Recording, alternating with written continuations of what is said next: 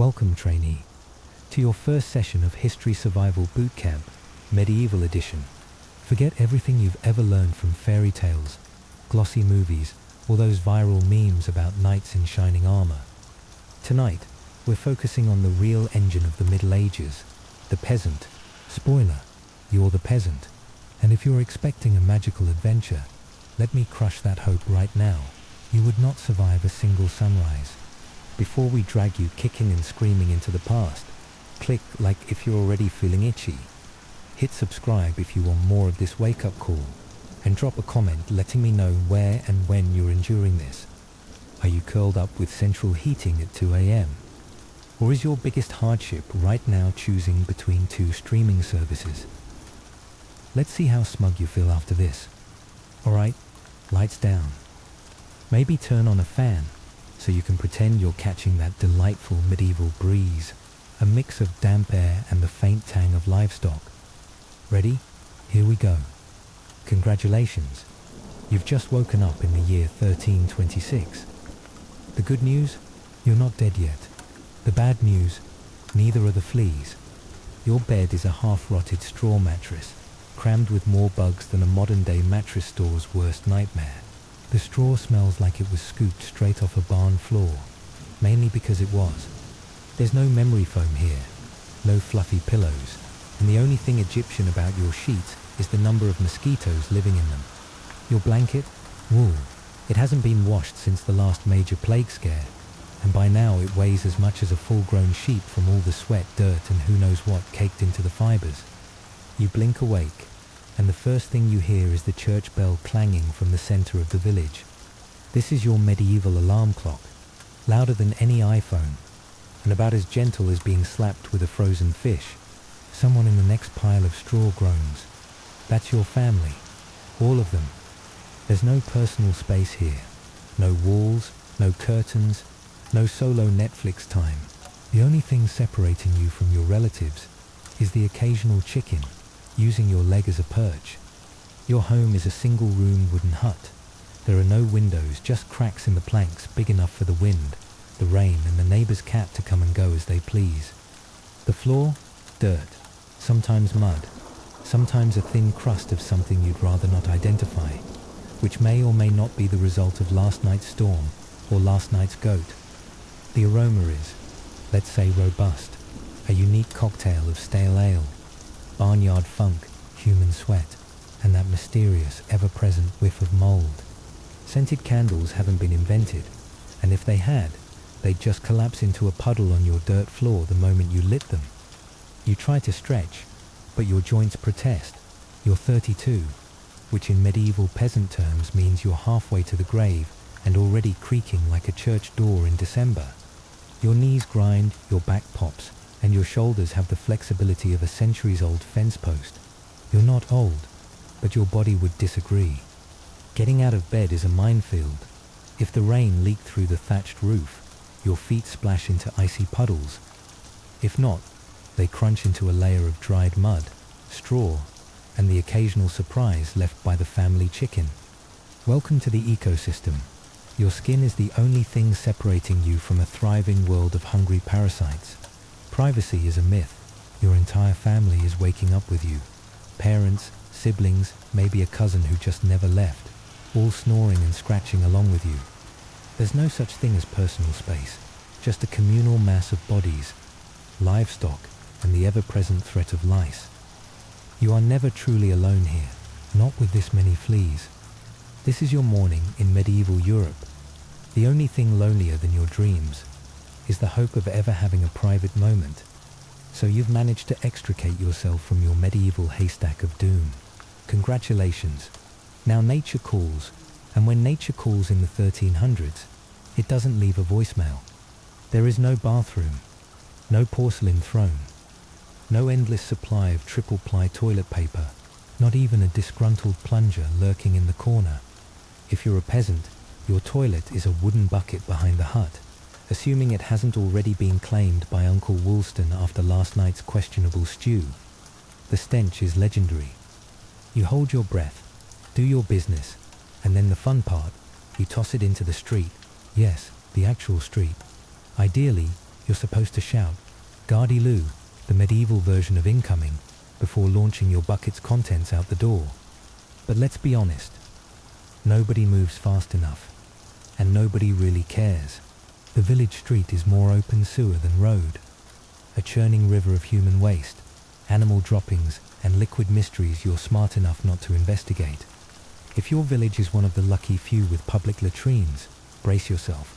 You get to sit shoulder to shoulder with neighbors and strangers, all sharing in the open-air aroma, and the kind of forced camaraderie you'd usually only find in a disaster movie.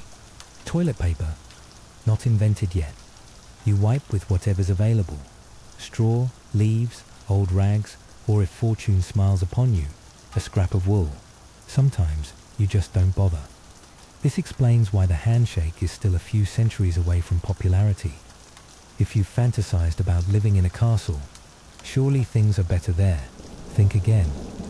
The lord of the manor gets a garderobe, just a hole in the wall that drops straight into the moat. It's all fun and games until your enemies decide to sneak in through the sewage chute. There's breaking and entering, and then there's whatever that is. Wherever you are, using the bathroom is a medieval humiliation ritual. It's cold, it's public, it's dangerous, and it's disgusting.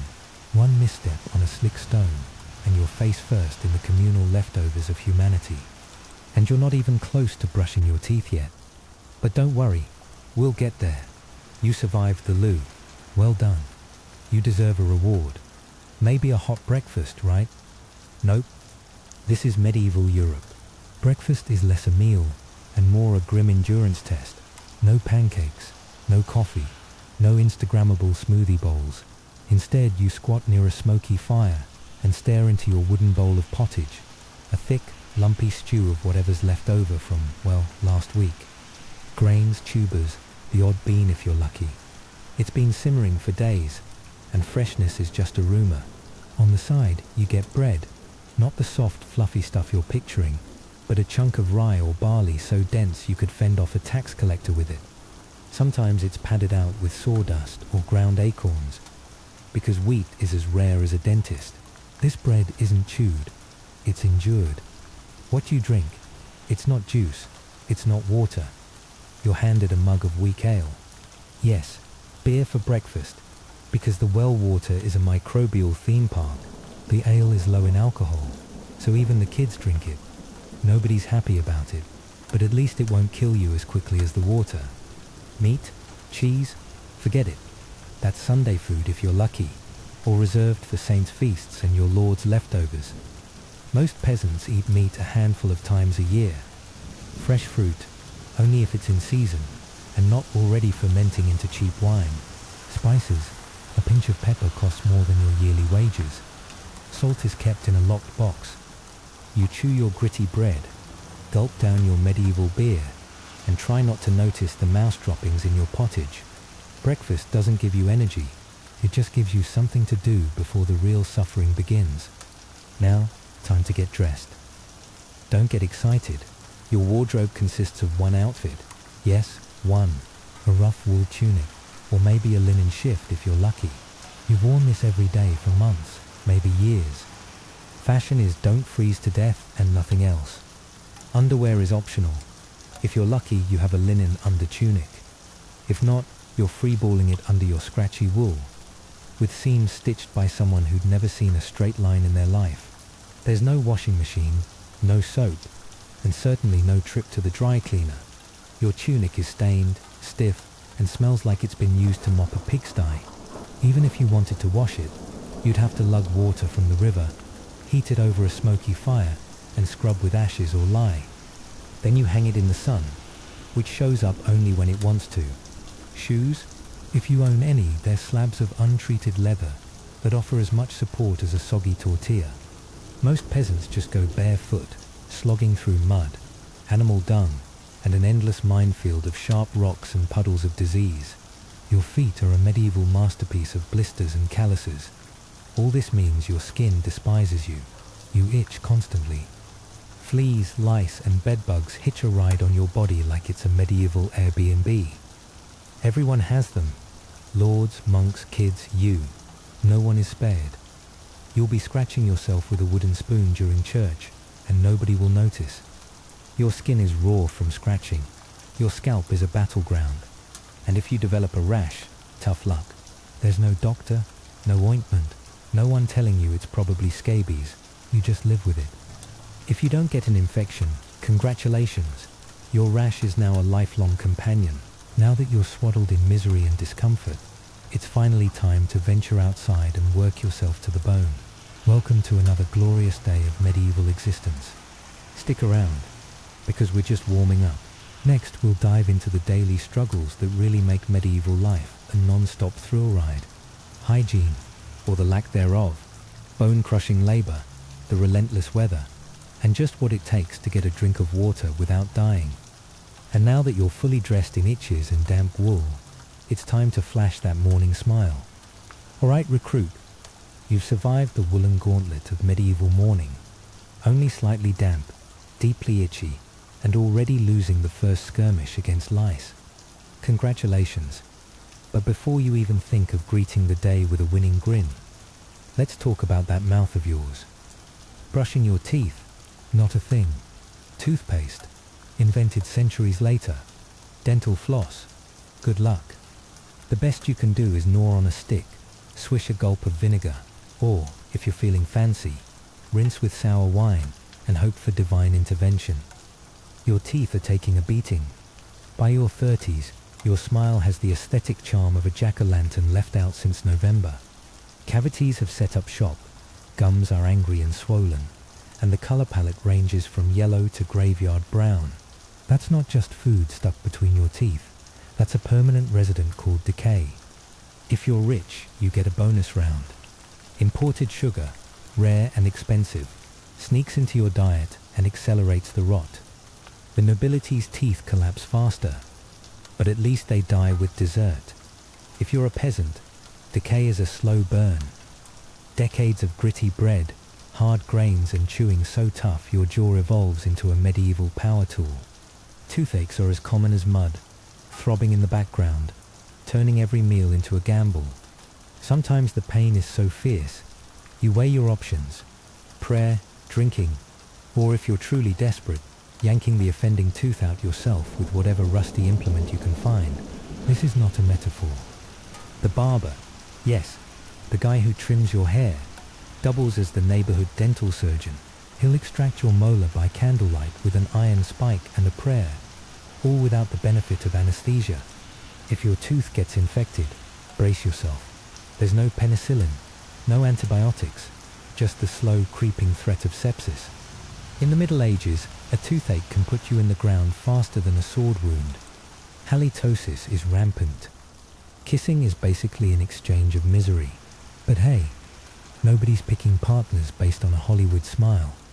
Your value is measured by your land, your livestock, and whether you can outlive the next round of plague. The battlefield of your mouth is losing, badly, now limping past the agony in your jaw. It's time for the real workday. Forget the fantasy of offices, ergonomic chairs and coffee breaks.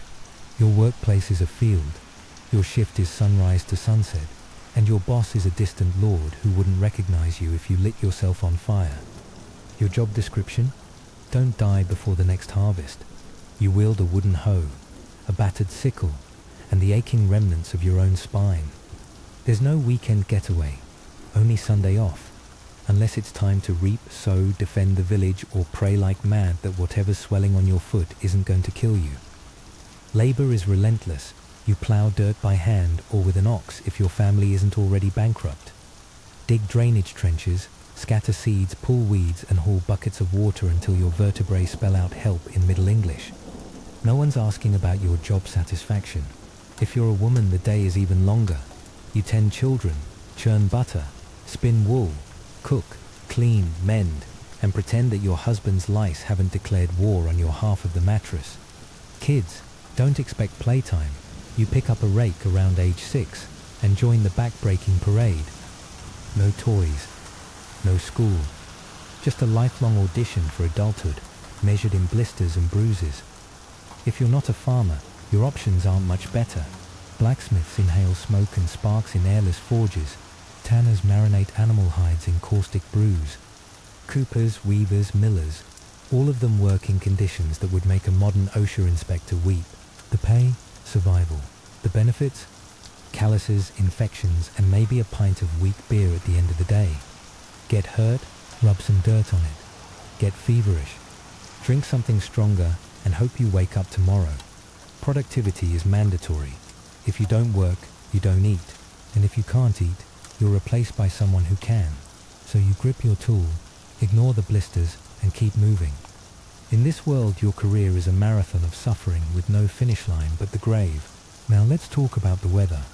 Because in the Middle Ages, the climate is less a backdrop and more a full-time antagonist. Winter arrives not as a postcard scene, but as a test of endurance. Your home is a wooden box with gaps that whistle like banshees. The windows are just holes draped with rags. Forget insulation. The fire barely warms your feet, and gathering wood is risky. Forests are often off limits, and poaching a stick can earn you a date with the gallows. You shiver through nights in your one woolen tunic, huddled by dying coals, waking to frost on your eyebrows. Your feet never feel dry. Your hands are stiff, your nose numb. Frostbite isn't diagnosed, it's just another chapter in your ongoing saga of bad luck. Summer is no reprieve. Your hut transforms into a slow-cooking oven. There's no fan, no breeze, and definitely no deodorant. You marinate in your own sweat, but you can't strip down. Showing skin is scandalous and invites sunburn, bug bites, and whispers from your neighbors. Flies hover, drawn to your unwashed body, and the mysterious stew bubbling in the corner. Mosquitoes attack at night, competing with the chorus of shouting neighbors and wailing babies. In the fields, the sun bakes you. You have no sunscreen, no ball cap, just a wilted straw hat if you're lucky. Heat stroke is labeled bad fortune, and the only break is when you collapse. Whether you're freezing or roasting, nothing changes. Your clothing itches, your food is miserable, and tomorrow's work is already waiting.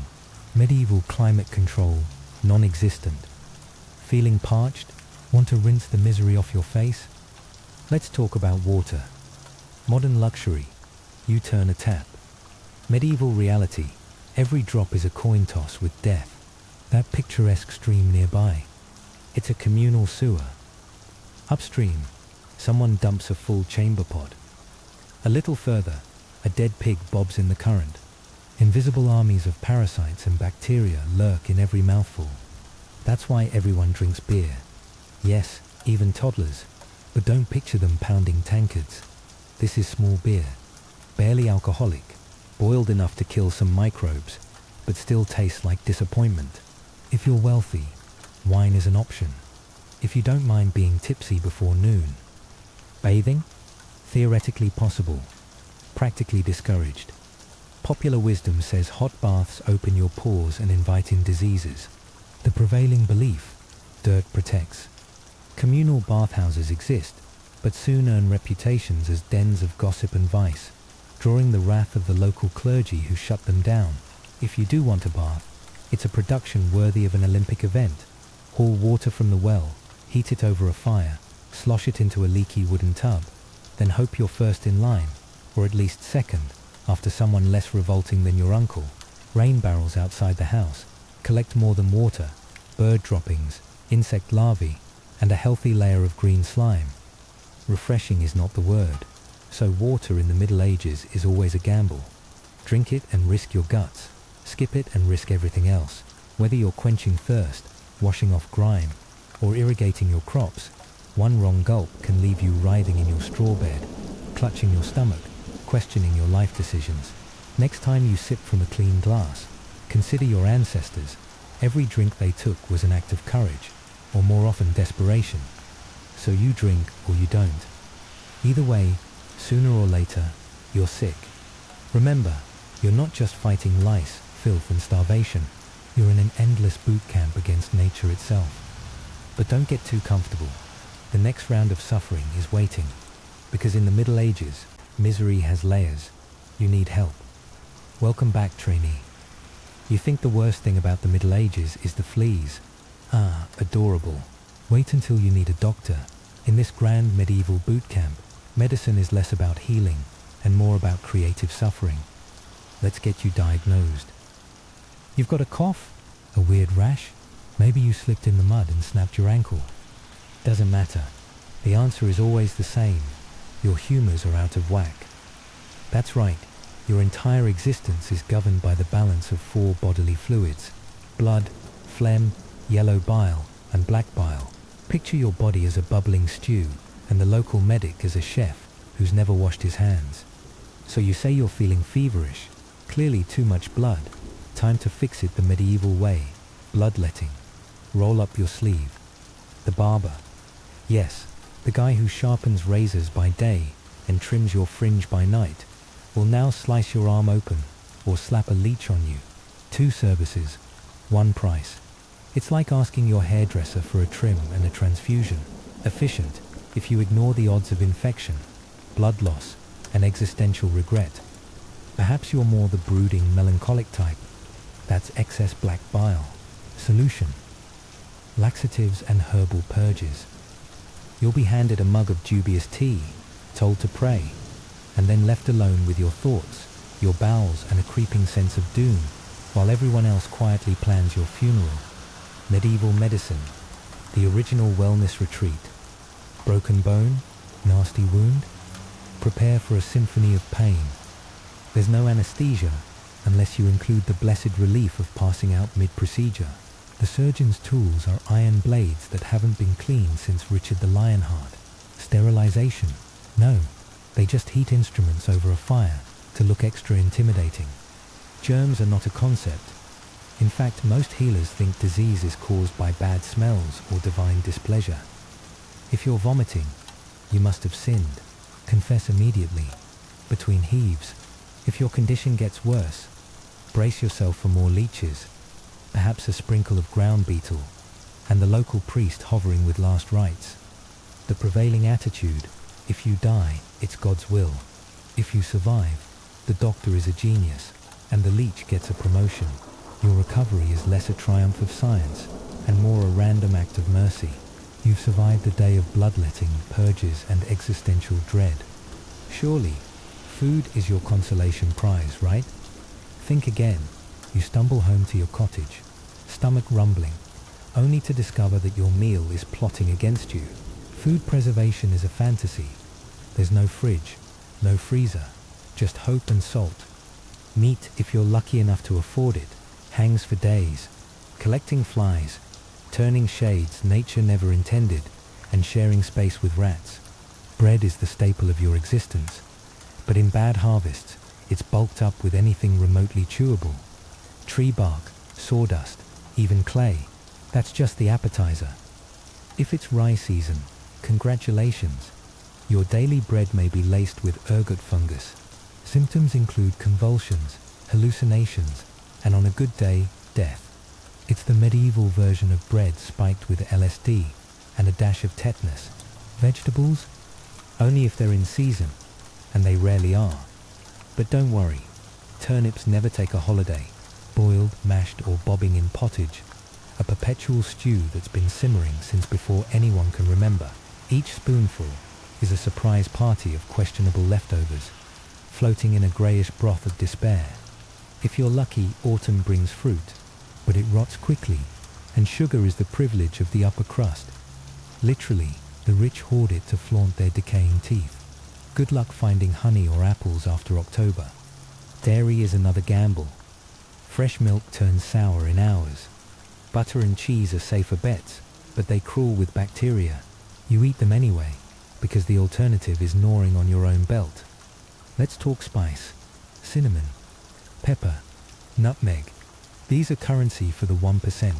For you, seasoning means onions, maybe a pinch of salt, and a generous helping of disappointment. Most meals taste like boiled sackcloth, garnished with regret. But here's the twist. Food isn't just a danger to your health, it's a political minefield. Game animals belong to the Lord.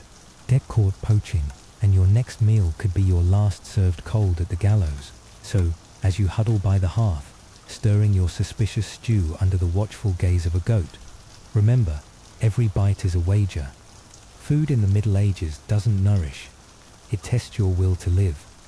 Night falls, but your trials aren't over. The church bell tolls.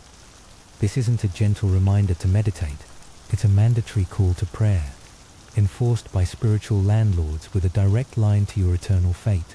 You miss a prayer, skip mass, or indulge in a forbidden thought, and suddenly hellfire is on the menu.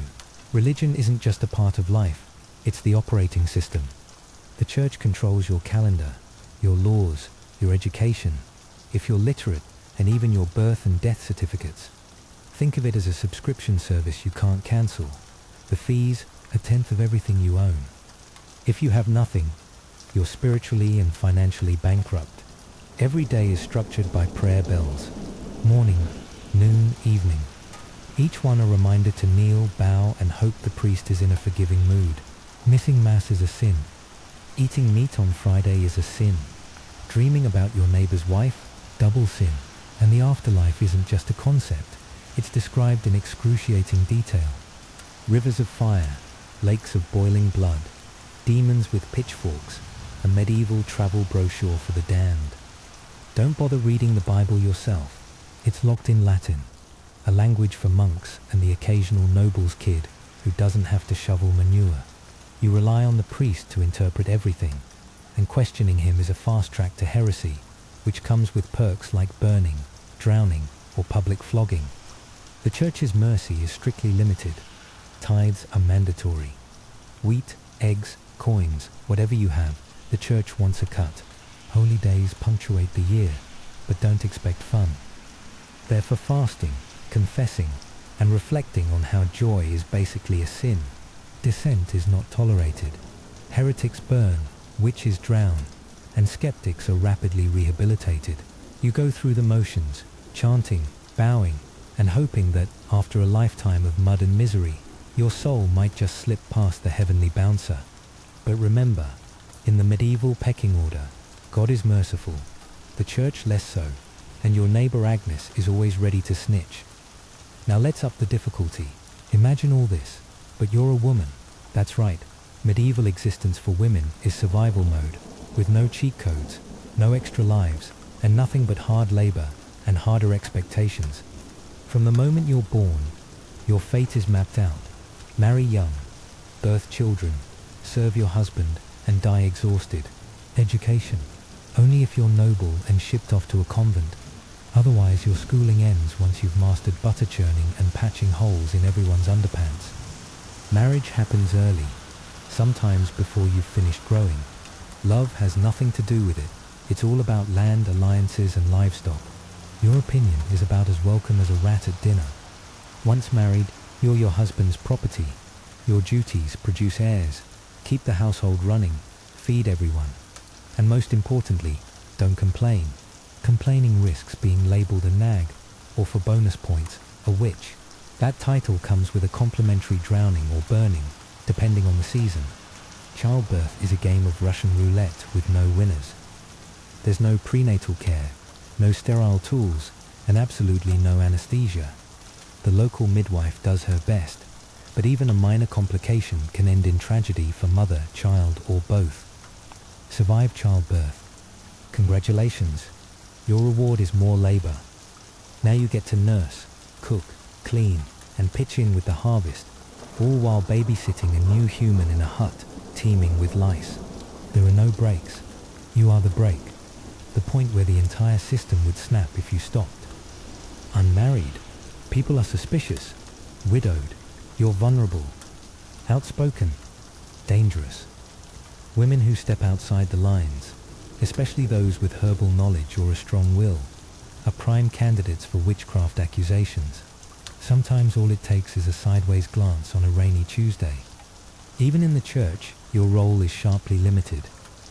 Nuns live under strict rules. Silence is golden. Freedom of movement is a fantasy. And your spiritual worth is always a step below men's. You're expected to endure, obey, reproduce, and suffer in silence. Ideally with a saintly smile. Because in the grand tournament of medieval misery, women are somehow expected to suffer gracefully too.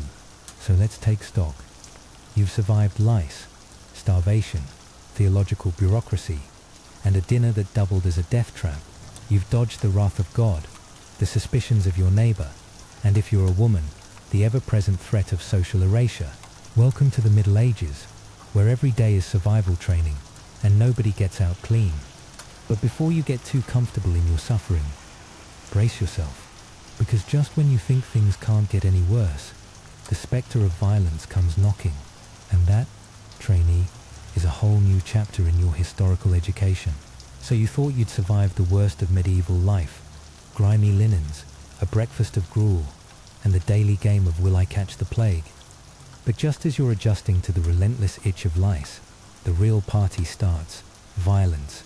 Not the romantic slow-motion sword fights of movies, but the kind of everyday brutality that makes your modern commute look like a meditation retreat.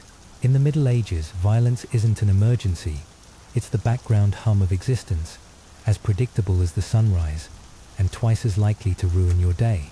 Let's cut through the chivalric nonsense. Law and order. That's just hoping the local baron's hangover isn't too severe. Violence isn't tucked away in shady alleys or hidden behind closed doors. No, it's on your doorstep, in your kitchen, and sometimes, for extra fun, right in the church nave. Street brawls erupt over spilled ale. Domestic disputes? Perfectly normal for a husband to settle an argument with his fists or a stick. And if someone accuses you of theft or heresy, justice isn't blind. It's spectacularly sadistic. Imagine being hauled before a crowd for a trial by ordeal. The options are delightfully limited. Stick your arm into boiling water to fish out a rock. If your flesh doesn't rot off, congrats, you're innocent. Or maybe you're tied up and tossed into a river. Sink and drown? You're innocent, but inconveniently dead. Float. You're obviously a witch, and the real fun begins. It's like a medieval reality show where every contestant loses. If you're lucky, your punishment is merely theatrical. Steal a loaf of bread, and you could lose a hand. Get caught gossiping. Prepare for the scold's bridle. A delightful metal cage clamped over your head, with a bar to keep your mouth shut. It's correction with a side of public humiliation and saliva. For the truly unlucky, execution is a public holiday. The whole town gathers to watch a hanging, beheading, or burning, with children eating pastries as you meet your end. It's medieval Netflix, and you're the season finale. But let's not leave out everyday violence. Step out of line at the communal oven, and you might get a black eye. Trip over a noble's horse, and you'll be lucky if it's just your dignity that's bruised. War isn't some distant noble pursuit. It's your neighbor returning from a border skirmish, -3 teeth and a working knee. Crusades, feuds, religious brawls. There's always someone eager to stick a sword in someone else, whether for honor, God, or sheer boredom. Violence isn't a sign that civilization is collapsing. It is civilization. It's the fabric that holds society together, woven from fear, grudges, and the hope that you'll avoid being today's example. Every morning, you leave your hovel knowing that a pig-stealing neighbor or a bored guard could end your existence before sunset. So keep your head down and your mouth shut, unless you enjoy the taste of iron and the jeers of your peers, and just when you think you've made it through another day, dodged the mob justice, limped home from the fields, and survived a dinner of questionable stew, death itself shows up, fashionably early. In the Middle Ages, dying young isn't tragic, it's expected. If you're breathing past 40, you're a living legend, the village's version of a unicorn. Folks might call you the old one, which isn't a compliment, just statistical shock. Let's get real about numbers. Average life expectancy, maybe 35, but that's generous. Nearly half of all children die before they learn to say plague, disease, famine, a cruel winter. Pick any two, and you're lucky if you see the next harvest. No antibiotics, no vaccines, no germ theory. Childhood is a gauntlet of hazards, and survival is the exception, not the rule. Suppose you survive long enough to work. By adulthood, your body's falling apart, your teeth are gone, your joints ache, and you're missing a finger or two. Battle scars from farm tools and family squabbles. For women, childbirth is a high-stakes gamble, the leading cause of death. No painkillers, no doctors, just a prayer, boiling water, and someone to hold your hand as you bleed out on straw. Men don't get off easy either. Farming accidents, infected cuts, drunken brawls with neighbors, or a crusade gone sideways. Death is always a few missteps away. Even a trip to buy onions can turn fatal if you cross the wrong path. Bandits, tax collectors, and angry livestock all compete for your last breath. Death doesn't bother with drama. Sometimes it's the plague, sweeping through cities and villages, leaving silence and shallow graves. Sometimes it's famine, thinning out the population one meal at a time, or maybe it's just plain bad luck. A moldy loaf of bread, and you spend your final hours hallucinating as your organs shut down. Funerals, if you get one, it's quick and dirty. A few prayers, a shallow grave, and on to the next crisis. So let's recap your medieval resume. Woke up in squalor, scraped by on gruel and hope, labored until your spine begged for mercy, avoided the executioner, and somehow made it through another day of arbitrary violence. Still dreaming of those enchanted castles and heroic knights from fairy tales? Snap out of it. The real Middle Ages are less Camelot and more Survivor Pestilence edition. Forget social mobility. Born poor, you die poor, or sooner. Born rich, you get better food and worse political marriages, but you're still one bad stew away from dysentery. Noble life is just as drafty and miserable as the peasants, only with more drama and fancier fleas. Castles are cold stone refrigerators, and even the wine can't wash away the taste of fear. Every task hurts. Everything from childbirth to chewing carries risk. There's no leisure, no retirement, and certainly no time to daydream about something better. You live, work, suffer and die usually within walking distance of your birthplace. Googling a rash? Try guessing instead, and hope for the best. Here's the part nobody expects. Even in all this, people still laugh, sing, tell stories, fall in love, find meaning. Not because life is easy, but because humans are stubborn, resilient creatures. In the darkest chapters, they still carve out moments of light. So tonight, when you slide into your clean sheets, surrounded by central heating and the blessed hum of Wi-Fi, maybe, just maybe, send a thank you to the generations who survived all this so you wouldn't have to. And speaking of transformations, let's leave the muck of medieval misery behind. In our next chapter, we meet a girl named Sophie, whose journey from obscurity to power will eclipse even the wildest medieval fairy tales. Long before the world knew her as Catherine the Great, she was simply Sophie, a survivor in a world just as brutal, but with ambitions that would change the course of history. You know the story. A nobody from a nowhere family suddenly becomes the most powerful woman in the largest empire on earth. But let's dial down the fairy tale haze and really walk a mile in those drafty shoes. Because before Catherine the Great was great, before she was an empress, or even Catherine, she was just little Sophie, awkward German princess, pride from a chilly Pomeranian backwater, where the only thing colder than the winters was her mother's ambition. Imagine yourself as Sophie Friederike, August von Anhalt-Zerbst. Try saying that with a mouthful of stale rye bread. Your duchy is a postage stamp on the map. Your family is noble but irrelevant, and your future is as predetermined as the threadbare tapestries on your cold bedroom wall. Your mother Johanna is about as warm as a frozen lake and twice as calculating. She doesn't tuck you in at night, she audits your prospects. Think of her as a 1700 stage mum, only instead of dance recitals, she's angling for royal invitations. Your father, a Prussian officer, is technically around, but he's more of a stern portrait on the wall than an actual parent. So how do you survive this boot camp of emotional austerity? You adapt fast. You learn to nod, to smile, to say the right thing at precisely the right moment. You study languages with the mania of someone who knows exile could hinge on a mispronounced word at court. You read philosophy, etiquette, gossip, anything to make yourself indispensable, or at the very least invisible when necessary. Then word comes. Empress Elizabeth of Russia is shopping for a wife for her nephew, Grand Duke Peter. You are, in the eyes of your mother, the perfect bargain bin princess, noble, Lutheran, malleable. Russia wants a foreign bride who will be grateful enough to obey and docile enough to disappear. You're 16, and suddenly Your whole life is being packed into a trunk lined with lavender sachets and hope. Cut to St. Petersburg, 1744. The Baltic wind slices through your thin German cloak as you step off the carriage.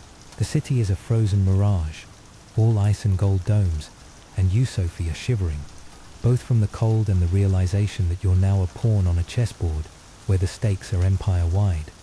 Your mother is there, pushing you forward, whispering instructions in your ear, as if this is just another parlor game. But you, even then, are reading the room, clocking every sideways glance, every veiled insult, every opportunity. Of course, there's a catch. Russia doesn't want a Lutheran empress. You're told, in no uncertain terms, that you will convert to orthodoxy, or you can go back to obscurity. So you do what survivors do. You adapt. The conversion ceremony is public, humiliating and binding. You kneel before the icons, the incense burns your eyes, and you rise not as Sophie, but as Ekaterina Alexievna, Catherine. You're burning your ships behind you. No way home. No second chances. Let's pause here for a reality check. If you're imagining a Disney princess montage, stop. There's no singing teapot. The court smells of candle smoke, sweat and suspicion. Every servant is a potential spy. Your letters are intercepted, your rooms swept for evidence, and your every move is dissected by courtiers hoping to catch you out. Your only real asset is your ability to endure, to observe, and to wait. And then there's Peter, your husband-to-be. If you think heir to the Russian throne means tall, dark, and regal, think again. Peter is awkward, petulant, obsessed with toy soldiers and Prussian uniforms. He throws tantrums over his dolls, literal dolls, and spends hours recreating battles while you, the new Duchess, try not to roll your eyes so hard you detach a retina.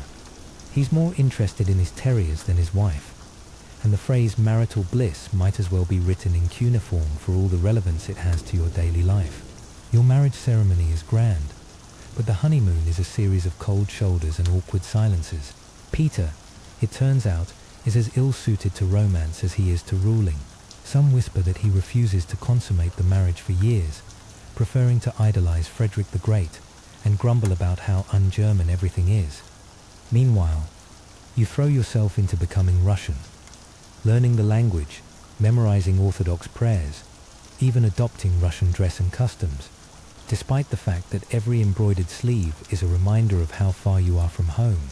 Now, let's shift gears. The Russian court is less Versailles and more Game of Thrones with frostbite. The Empress Elizabeth Petrovna still sits on the throne, but she's aging, and everyone is jockeying for position. The air crackles with paranoia, and alliances are as durable as spring ice on the Never. You quickly realize that trust is a luxury you can't afford. Your mother is still whispering in your ear. But whose interests is she really serving, yours or Prussia's? Every friend could be a future accuser. Every servant a spy. But you are nothing if not adaptable. You begin to cultivate allies in the shadows. Military officers who appreciate your intellect. Scholars who admire your curiosity. Ladies in waiting who respect your dignity. You avoid the gossip, keep your dignity, and let Peter's childish outbursts speak for themselves. While he sulks and schemes, you are quietly reading Voltaire and Montesquieu by candlelight, sketching out a vision for a Russia that is strong, educated and enlightened. Of course, none of this matters if you remain trapped in the role of Peter's long-suffering wife. The court is a powder keg with a slow-burning fuse. Elizabeth's health is failing, and the vultures are circling. You know that when the time comes, the throne won't be handed to you. It will have to be taken. When Elizabeth finally dies, and Peter becomes Tsar, you watch with the patience of a chess master. Peter, now Peter III, proceeds to alienate just about everyone. He insults the clergy, humiliates the nobility, reverses long-standing policies, and openly praises Prussia, Russia's greatest enemy. He talks of divorcing you to marry his mistress. The Imperial Guard grimaces. The generals, many of whom you've quietly befriended, mutter in the corridors. Even the common Russians, fiercely loyal to their traditions, begin to view Peter as a foreign puppet. You see your moment. In July 1762, With Peter secluded at his summer palace, you move. Supported by key officers, especially your lover Grigory Orlov and his influential brothers, you ride through St. Petersburg in full regalia. The Imperial Guard declares for you. The city, used to coups and calamities, barely stirs as the news spreads. Peter has surrendered. He is taken into custody, and within days he's dead. The official line is hemorrhoidal colic. The unofficial line, the less said the better. May you stand before the throne, not by birthright, not by marriage, but by sheer force of will, audacity, and a talent for survival that would put any reality show contestant to shame. You are Catherine II, Empress of all the Russias, the first woman to seize the throne of Russia without a single pitched battle. A foreigner in a land that mistrusts foreigners, a woman in a world that mistrusts women with power. But survival is never enough. You know better than anyone. Power won by intrigue can be lost just as quickly. The court still buzzes with rumors, the nobility watches you with suspicion, and the empire itself is fragile, stretched across continents and centuries of tradition. You must transform from usurper to ruler, from conspirator to visionary. You must convince Russia, not just its elite but its people, that you, Catherine, are worthy of the crown you have claimed. And so your next challenge begins. Not just to hold on, but to rule, to reform, to make your mark as something more than the ambitious foreigner who toppled a hapless Tsar. The empire is yours to shape, or to lose. Because once Catherine had the crown, she could have rested on her power. But as you're about to see, for Catherine, the real work and the real intrigue was only just beginning. Congratulations, trainee. You've seized the Russian throne. Not that you're safe, or even comfortable, planted atop that rickety imperial seat. If you thought your biggest challenge would be staying alive, think again. You're about to discover that surviving the Russian court is only marginally less hazardous than surviving the Russian winter. But Catherine, she wasn't interested in mere survival. She wanted to overhaul an empire. So buckle up. This is not a drill.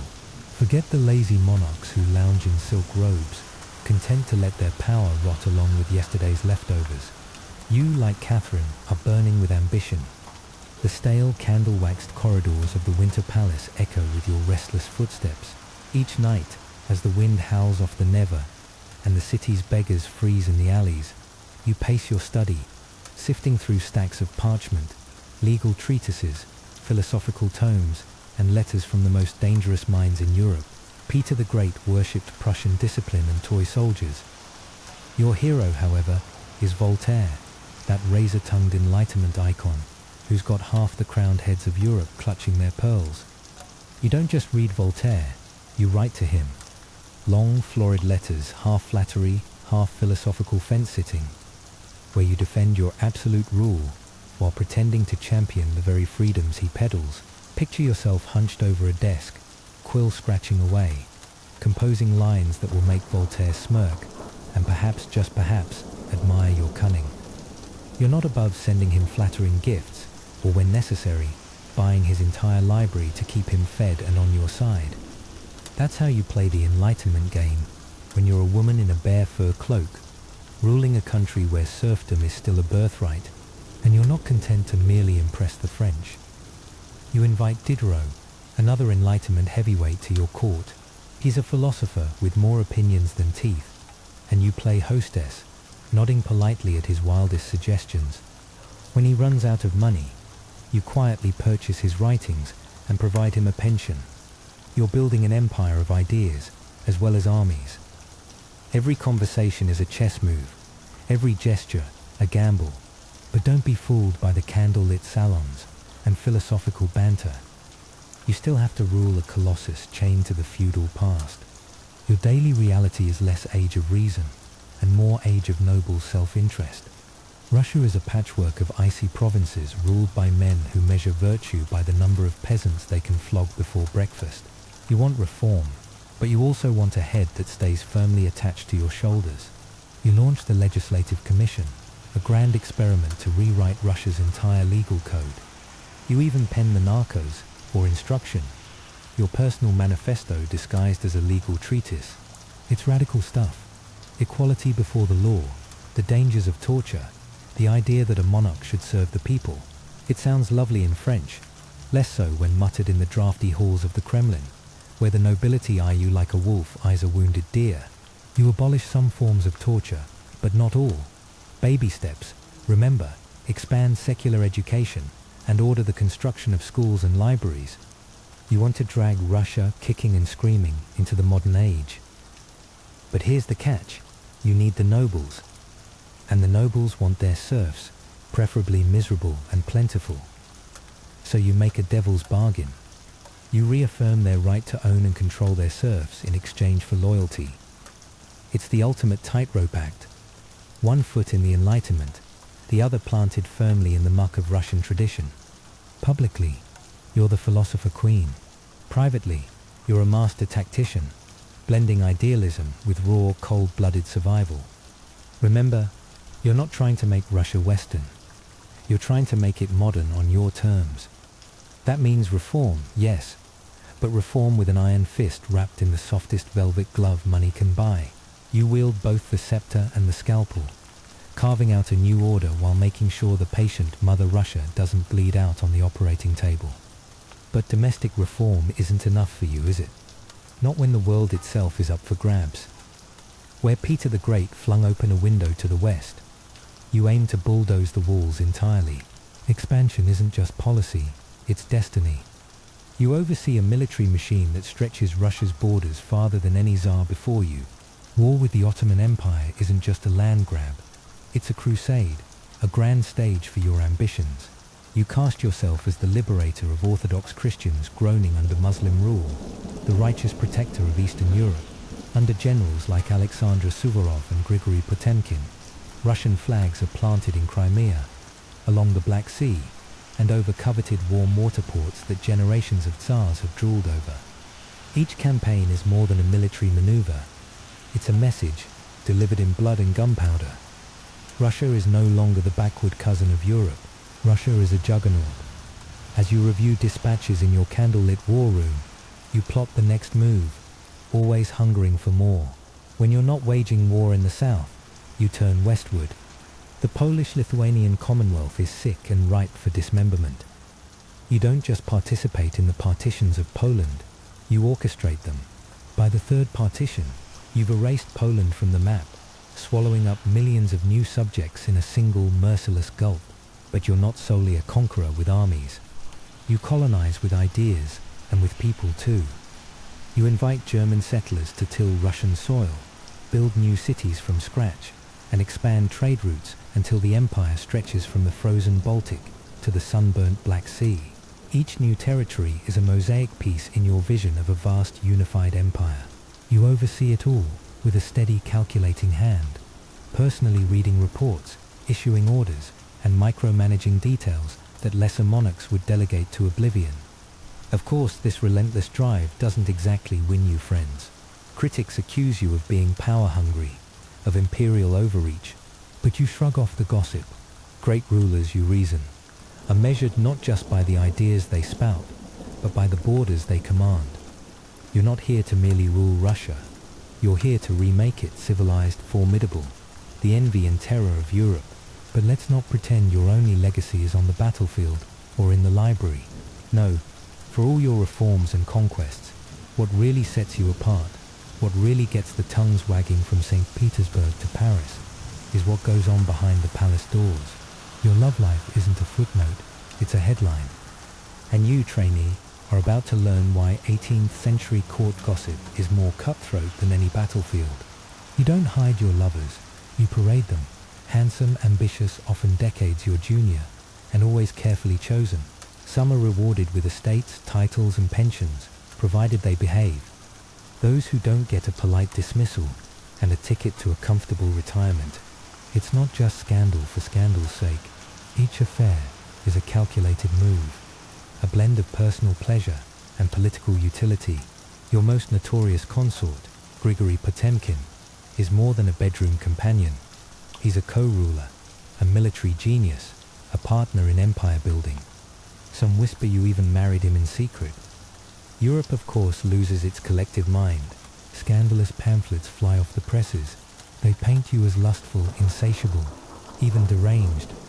After your death, the rumors only get more grotesque. None more infamous than the slanderous, utterly false tale involving a horse concocted by enemies desperate to tarnish your legacy. Why the obsession? Simple. You are a woman who wields power with unapologetic confidence, refusing to play the roles history assigns. No saint, no tragic martyr, just a ruler who lives, loves, and governs on her own terms. That makes you dangerous. Yet while your critics clutch their pearls, you remain philosophical about it all. Love is natural, you argue. Pleasure is not a crime, and personal relationships need not undermine public duty. You keep your head clear, your heart separate from your rule. A feat few men on Europe's thrones ever manage. Most of your lovers are chosen for loyalty and competence. When they outlive their usefulness, you let them go with a smile, a pension, and maybe a new title for good measure. Your romantic entanglements aren't a weakness. They're another tool in your arsenal, a weapon as sharp as any saber. So trainee, if you think you could survive a day juggling these reforms, wars, and scandals in Catherine's court, think again. The velvet glove is lined with steel, and every gesture is a calculated risk. You're not just ruling an empire, you're surviving it, shaping it, and if you're lucky, outlasting the endless barrage of scandal and intrigue. But even the most iron-willed ruler can't escape the contradictions of power forever. As we transition from Catherine's whirlwind reign of ambition and scandal, our next chapter asks, what happens when the myth overtakes the woman and the legend begins to crack? For all her charisma and control, Catherine's reign was not without peril. Welcome back, recruit. Pull up your threadbare Empire-issued stool, because you're about to see what it really means to survive the endgame of a legend. You've made it through palace coups, poisonous intrigue, and enough etiquette manuals to pulp a forest. But no amount of powdered wigs or Enlightenment manifestos can shield you from the real test of any ruler, the reckoning. Let's step onto the frost-bitten steps of Catherine the Great's twilight years, and for good measure, straight into the heart of a rebellion that made her legacy as messy and complicated as the Russian winter. Picture the empire in the 1770s. The air stinks of mud, horse sweat, and 1,000 unwashed hopes. Russia is a patchwork of sprawling estates and battered villages, where the nobles feast and the peasants groan under the yoke of serfdom. Now, into this volatile mix rides a man who's equal parts prophet, scoundrel, and walking punchline. A Cossack named Yemelyan Pugachev. He's got a beard that could shelter small birds, a voice that carries across a snowstorm, and a story so audacious it makes your smartphone conspiracy chats look quaint. Pugachev isn't just any rebel. He claims loudly, and with the kind of confidence usually reserved for reality TV contestants, that he is Peter III, Catherine's dead husband. Yes, the very same Peter who, according to all official records and a few whispered rumors, had been murdered in a coup years before. But facts are inconvenient things. The peasants don't care. The truth is beside the point. What matters is hope. A hope Pugachev fans into wildfire, promising the downtrodden everything they've been denied. Freedom from serfdom, lower taxes, their own patch of earth. To the desperate and the hopeless, he's less a liar and more a messiah. Word of this self-proclaimed Tsar ripples down the Volga, turning hungry villagers and old believers into an army. Towns fall, fortresses crumble. The nobility, so used to lording it over shoeless peasants, suddenly find themselves on the business end of their own pitchforks. Imagine the headlines: Catherine's Russia, shaken by peasant uprising. Nobles panic, empire teeters. For one breathless moment, the world tilts. The empire itself seems poised to fracture. Now here's where your modern survival instincts, if you have any, kick in. You'd expect Catherine to panic, maybe flee, maybe lock herself in her art-filled palace, gnawing on imported biscuits and composing snarky letters to Voltaire. But no, Catherine is made of sterner stuff, and let's be honest, she's seen worse breakfast conversations. She does what survivors do. She acts. She summons her generals, dispatches disciplined troops, and puts the full weight of imperial brutality behind the suppression of the revolt. Pugachev's ragtag army, fueled by desperation but lacking the firepower of the state, is doomed. Eventually, the self-styled Tsar is captured, paraded through the streets in an iron cage, a living warning against getting ideas above your station. His execution in Moscow is public, grisly, and as final as a guillotine blade. The message is clear: challenge the Empress, and history will eat you alive. But the blood in the snow isn't easily scrubbed away. Catherine emerges victorious, but changed. The Pugachev Rebellion, largest peasant uprising in Russian history, leaves scars. The Empress who once dreamed of freeing the serfs now tucks those dreams away, like a dangerous book on a forbidden shelf. Enlightenment ideals sound lovely at dinner parties, but out here, they're a liability. Stability trumps philosophy. Surveillance tightens. The nobility, her uneasy partners in power, are rewarded with even greater control over their serfs, as long as they keep the peace. So here's your field note. Every myth has its moment of crisis, a reckoning that reveals what it costs to rule. Catherine's myth is forged in this crucible. She pivots from reformer to pragmatist, from philosopher queen to hard-nosed survivor. She once quoted Voltaire. Now she quotes the price of bread and the size of a garrison. Rebellion, she's learned, is never more than a whisper away. Fast forward, decades slide by in a swirl of snow, bureaucracy, and endless state papers. By the time Catherine the Great approaches her final years, she's outlasted nearly all of her rivals and most of her friends. 34 years on the throne. That's longer than any woman had ruled Russia, or even dared to imagine. She has redrawn the map of Europe itself. Under her command, Russia swallows up Crimea, devours chunks of Poland, and stretches greedy fingers towards the Black Sea. Forget medieval board games. Catherine plays at empire building with the cold calculation of a master, but don't be fooled by the grand strategy. Her legacy isn't just measured in square miles or conquered fortresses. Catherine is a cultural force. She turns the Hermitage into an art trove that would make the Louvre jealous. She exchanges letters with Enlightenment philosophers, collecting ideas as zealously as she collects paintings. Her court is a glittering furnace of intrigue, wit, and ambition, a place where you, humble trainee, would be eaten alive before dessert. She modernizes education, founding schools for girls, and spreads the gospel of learning like a missionary with a royal scepter. She even volunteers as the first Russian to receive a smallpox inoculation, risking her own life for the promise of science. Take note, how many modern leaders would do that for a vaccine? The ripple effect is profound. One more crack in the wall of ignorance and superstition, and yet, always the contradiction. For every school founded, there's a new chain forged. Catherine never frees the serfs. In fact, she doubles down, extending serfdom deeper into Russia's heartland. Her reforms are sweeping, but top-down, more a facelift than a revolution. She polishes the empire's image for Europe, but leaves its foundations creaking with inequality. If you're keeping score, this is the part where the myth gets complicated. Catherine understands that power is not a birthright. It's a performance, a calculation, a ceaseless, exhausting dance. She rules not because she is entitled, but because she is relentless.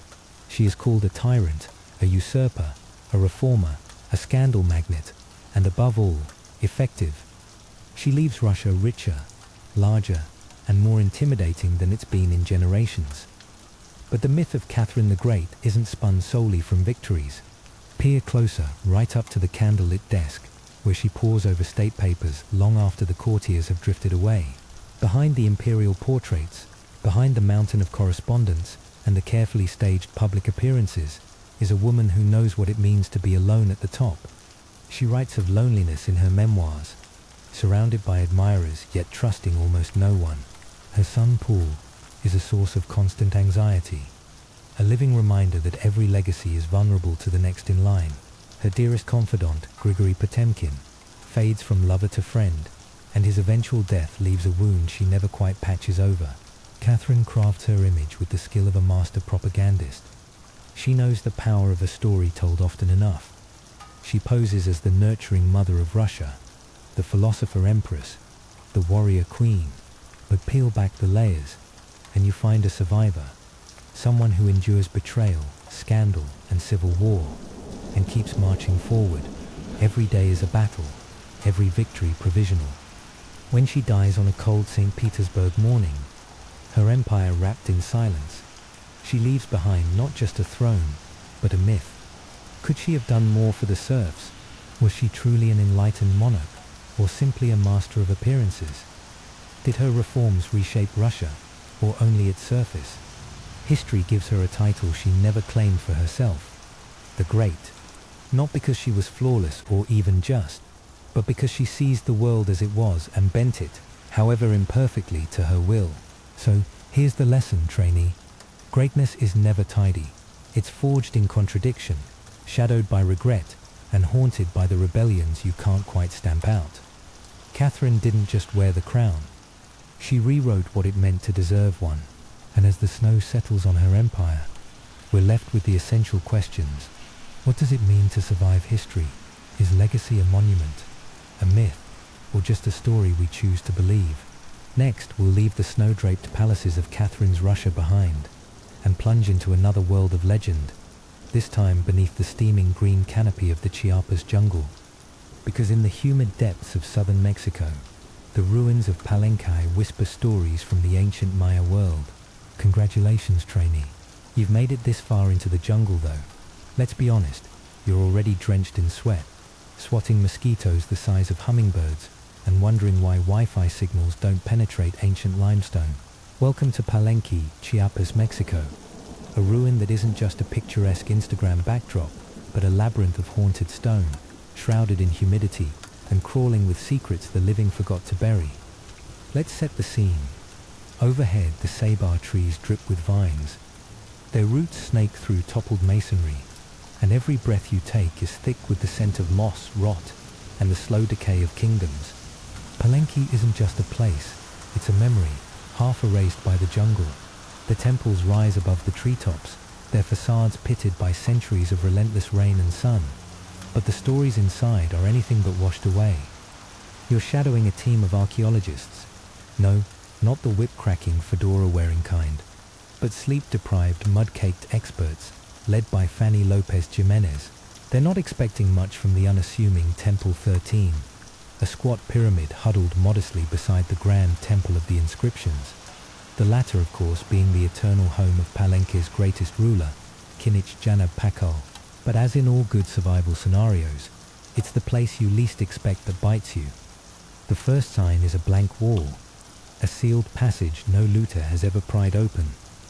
That alone is a miracle. Most Maya tombs have been rifled for jade long before you were born. The archaeologists, heart rate skipping, chisel away at the ancient mortar. You can almost smell the dust of centuries, sharp and mineral, as the stone gives way. Light flickers through the opening, glinting off something that shouldn't be there.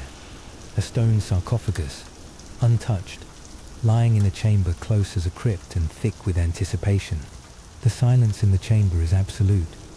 The air is so dense it presses against your skin.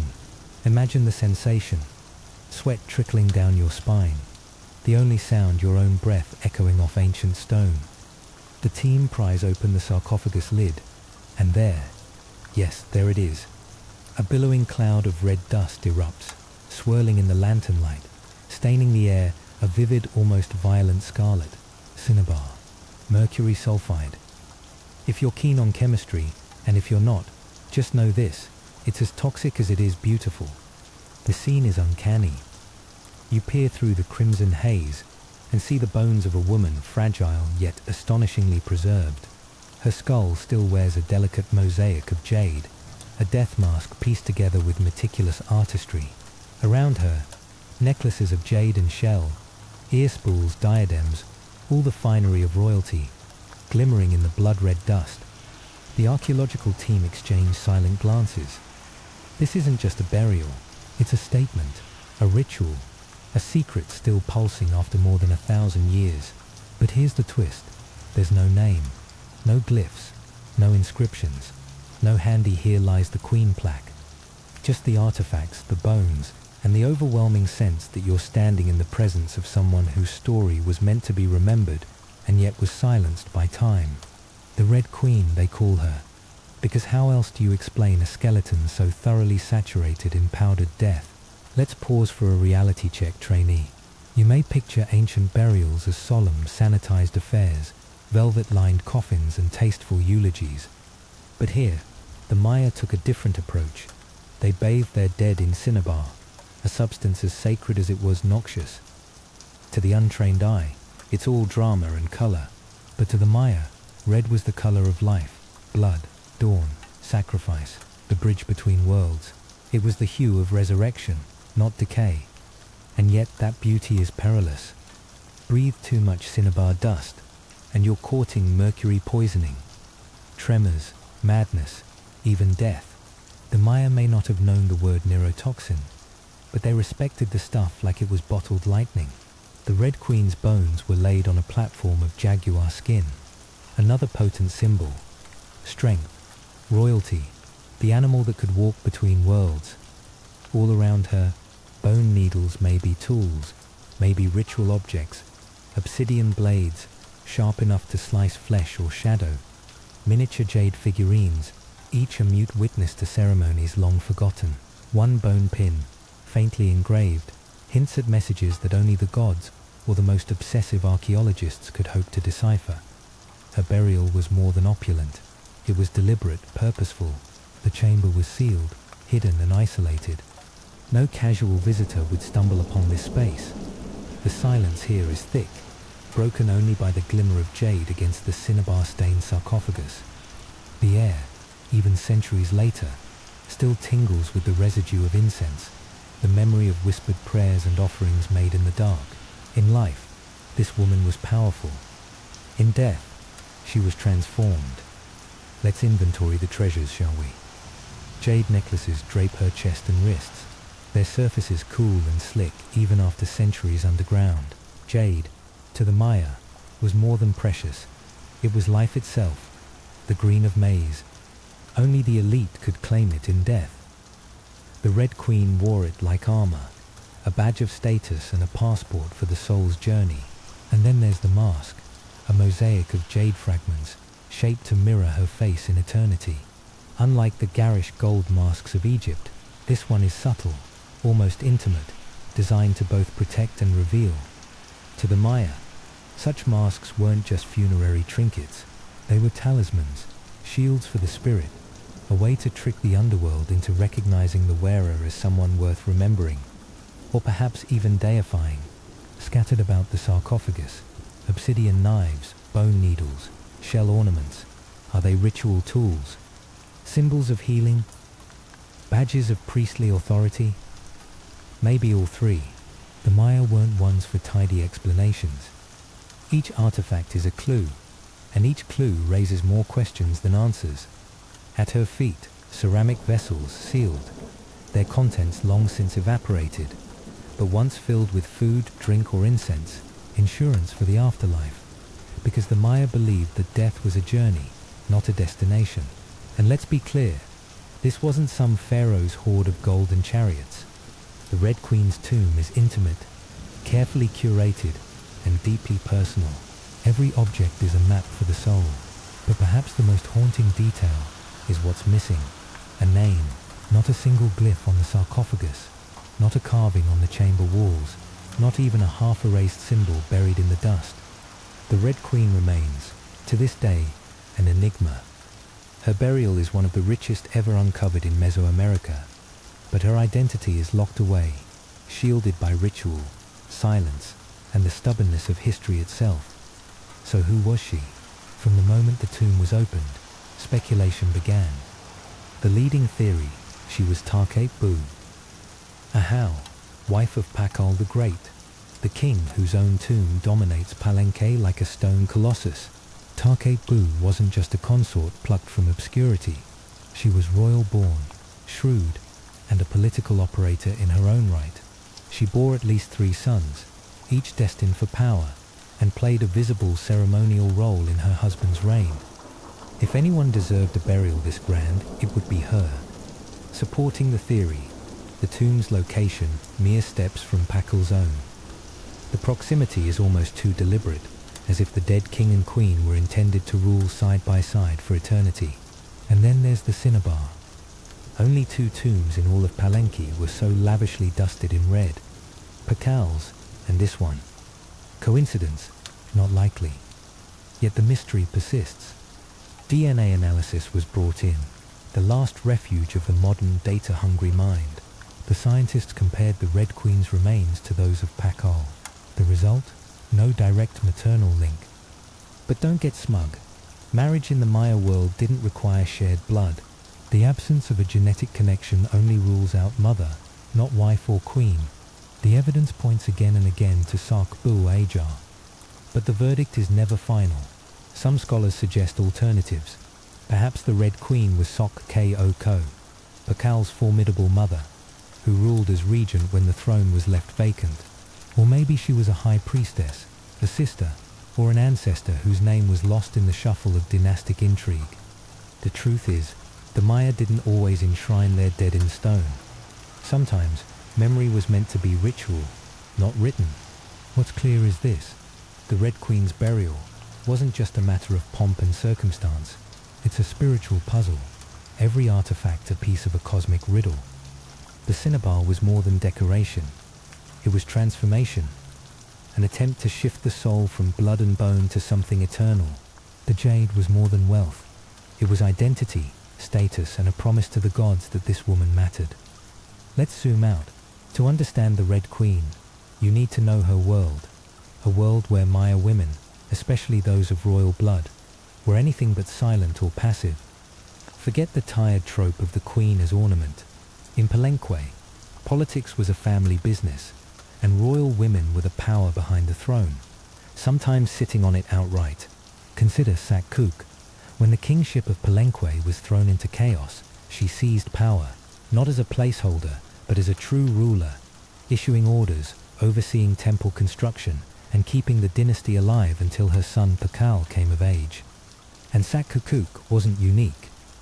Across the Maya world, in cities like Yaxchilan, Naranjo, and Calakmul, women appear in inscriptions as diplomats, priestesses, and occasionally warriors. They performed rituals, brokered alliances, and sometimes led armies. Their images are preserved in stelae, women in towering headdresses, standing beside kings as equals, sometimes even eclipsing them in grandeur. Their names survived in glyphs, until of course time and conquest wore them away. By the time the Spanish arrived, these stories had faded, overwritten by invaders who saw native women as voiceless figures in a landscape dominated by men. But the stones, the burials, and the artifacts tell another story. One of negotiation, not subjugation, of power, not passivity. In this context, the Red Queen's tomb is a thunderous statement. She may not have ruled in name, but her burial rich, sacred, and purposefully paired with Pacal's marks her as a central pillar of the royal order. Her jade mask wasn't just a pretty face. It was a shield, a badge, and a passport. Her bloodline may have been the glue that held the dynasty together. Her absence of a name, a deliberate mystery, preserved as ritual rather than biography. So trainee, here's the lesson. In Maya civilization, a queen was never just a consort. She was a keeper of sacred lineage, a participant in ceremony, and often the linchpin between gods and mortals.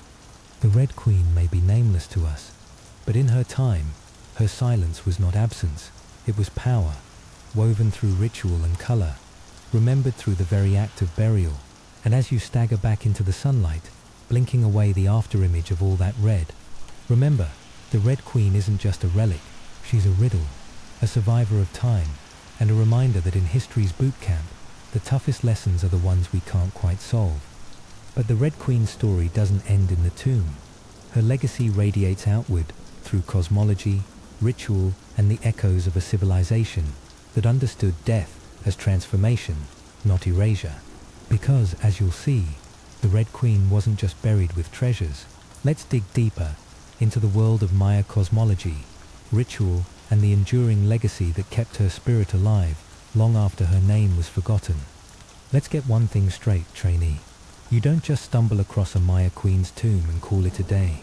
The Red Queen's burial is a crash course in how the Maya blurred the lines between cosmology, ritual, and raw political maneuvering, none of which you're remotely prepared for, unless you've recently practiced navigating labyrinthine temples in the dark, covered in sweat and the stench of old blood. But don't worry, as your tireless history survival instructor, I'm here to drag you, step by step, through this sacred minefield, so you can appreciate just how unfit you'd be for a real Maya afterlife. First, picture yourself at the foot of Temple 13, a squat stone pyramid pressed up against the grandiose Temple of the Inscriptions, within the steamy, vine-choked heart of Palenque. The air is thick with the tang of moss and the ghosts of incense. These temples aren't just random heaps of masonry. Their alignment, their shadows, even the way the sunlight creeps over their steps every morning, all calculated, all cosmic. Temple 13 doesn't rise to the sky with the swagger of its neighbor, but what it lacks in height, it makes up for in intimacy. And let's be honest, a claustrophobic sense of dread. Because here's your first lesson. Maya tombs aren't designed for your comfort or Instagram aesthetics. You're squeezed down a staircase so steep and narrow. Your knees scream and your head swims with the musty breath of centuries. Every step downward is a metaphor, a ritual descent into Xibalba, the underworld. The further you go, the less the world of the living seems to matter. Inside, the chamber is the architectural equivalent of a held breath. No murals, no glyphs, no grand declarations. Just cold, silent stone, pressed tight enough to squeeze out hope. But this silence, it's not emptiness. It's a deliberate ritual hush, a space reserved for transformation, not interpretation. At the chamber's core, the Red Queen's limestone sarcophagus sits like a waiting altar, echoing the grandeur of Pakal's stone coffin next door. Pakal's famous lid is a visual feast. Cosmic trees, underworld monsters, the king himself, mid-fall. By contrast, the Red Queen's coffin is minimalist, almost stern. But this is no accident. Here, the focus is not on narrative, but on the ritual of death itself. The body, the cinnabar, the slow, deliberate act of becoming something more. If you're expecting her story spelled out in hieroglyphs, forget it. The walls are blank, the silence absolute. But that, my friend, is the point. This tomb wasn't a billboard for the living. It was a chrysalis, a place where the dead were meant to shed their old skin and emerge, if fortune smiled, as something divine. Now you'll notice the chamber is oriented east to west, tracing the sun's own journey across the sky. A cosmic commute from birth to death to rebirth. For the Maya, this wasn't just good design. It was a statement of intent. To be buried here was to step into the machinery of the universe itself, to become a cog in the endless cycle of life, death, and return. And let's not forget the sensory onslaught. Her bones were painted in cinnabar, the toxic red powder that stains everything it touches, the color of fresh blood, sacrifice, and the sun as it dies below the jungle horizon. Breathe too deeply in this crypt, and you'll get a taste of that metallic tang at the back of your throat. A reminder that the transformation of death is never gentle. But this is still just the surface. The Red Queen's burial was a cosmic performance. Every detail was a brushstroke in a mythic drama. The chamber, sealed for over 1,000 years, was her stage. Her journey wasn't simply downward into darkness, but through a symbolic landscape mapped out by the Maya imagination, where every offering, every ritual, every architectural flourish carried layers of meaning. Look around. Bone needles and obsidian blades were laid beside her, not as mere grave goods, but as ritual tools, tokens of auto-sacrifice perhaps, or symbolic reminders of sacred rites she performed in life. If you're squeamish about bloodletting, let's just say you wouldn't last long here. The Red Queen's world ran on the currency of pain and offering. The price of passage to the next world, her jade mosaic mask, assembled with the kind of care that would put any modern mortician to shame, wasn't just a fancy face covering. In Maya belief, the face was the mirror of the soul. The mask preserved her identity for the gods, a spiritual passport as she made her way through the perilous bureaucracy of Xibalba. Without it, she might be lost, a nameless shadow, unrecognized and alone. And what about those ceramic vessels arrayed around her? They weren't just for show. Imagine them filled with chocolate, maize, or pulque sustenance for the road ahead. Death was a journey, not a sleep. Even in the afterlife, a queen needs her provisions. Stingray spines, shell trumpets, perhaps once used to summon the gods or punctuate the silence of ritual, are scattered like punctuation marks in the story of her passing. Burial, for the Maya, wasn't a simple goodbye. It was a ceremonial planting. Death as the seed, the tomb as soil, the afterlife as rebirth. Kings and queens weren't mere mortals. They were avatars of the gods, actors in the grand pageant of cosmic order. In death, they returned to the source of sacred power, their bodies transformed by ritual and architecture into instruments of myth. Which brings us, inevitably, to Pakal the Great, her probable consort, the sun to her moon, buried in the grand temple next door. His tomb is a masterpiece, a stone epic, but the Red Queen's burial, though more reserved, is no less intentional. The proximity of their resting places is a message writ in limestone. These two were not just king and consort, but cosmic partners, embodying the eternal dance of masculine and feminine, sun and moon, order and chaos. Picture it. Pakal's lid shows him plunging into the underworld, ready for cosmic rebirth. The Red Queen's tomb, silent and unadorned, is the lunar echo, a counterpart, a necessary balance. Their burials mirror each other, cinnabar-wrapped skeletons, jade offerings, the deep hush of stone. If Pakal is the day, then the Red Queen is the night, each required for the world to keep turning. The Maya understood that rulership was never solitary. It was always relational. The universe, like the court, demanded harmony, a ceaseless negotiation between opposites. By entombing the Red Queen beside Pakal, the Maya weren't just preserving a marriage, they were institutionalizing a cosmic symmetry. In their deaths, as in their lives, king and queen stood side by side, not as footnote and headline, but as equal pillars holding up the sky. Theirs is a partnership etched in silence, their stories told not in words, but in architecture, in ritual, in the red dust of memory. And now, as you stand in this chamber, knees aching, lungs burning with the ghosts of cinnabar, you begin to sense what the Red Queen's legacy really is. She forces you to look past the usual suspects, the famous kings and their carved exploits, and confront the uncomfortable truth. Women in Maya society were not ornamental. They were architects of ritual, keepers of sacred knowledge, shapers of dynasties. Their power was woven through every layer of stone, every thread of blood-red pigment. Her tomb, sealed in perfect silence for centuries, now cracks open questions that rattle louder with every archaeological brushstroke. No glyph has preserved her name, but the care with which she was buried, the richness of her offerings, these are testaments more eloquent than any inscription. She mattered, and not just as a wife or mother, but as someone with real dangerous influence. If you're still clinging to the fantasy that history is just a tidy ledger of facts and dates, the Red Queen is here to disabuse you. History is a living puzzle, a restless longing to connect with what came before. Every cinnabar-stained bone, every silent wall, is an invitation to wonder, to imagine what's missing as much as what's present. So trainee, as we step out of the chill of the Red Queen's tomb and back into the blinding daylight of the present, remember, her voice endures not because of what we know, but because of what we still don't. Her story is a challenge, a dare to keep searching, keep asking, and to accept that some of the most powerful legacies are written in silence.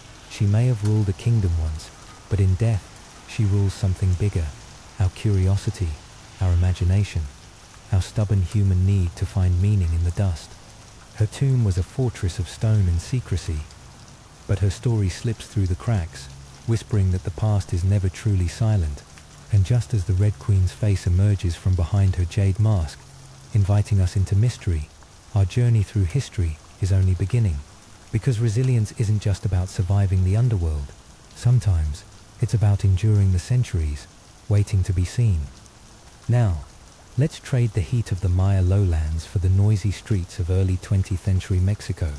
Our next lesson in survival, the formative fires that forged a different kind of queen. Frida Kahlo. She was born on July 6th in the vibrant district of Coyoacán.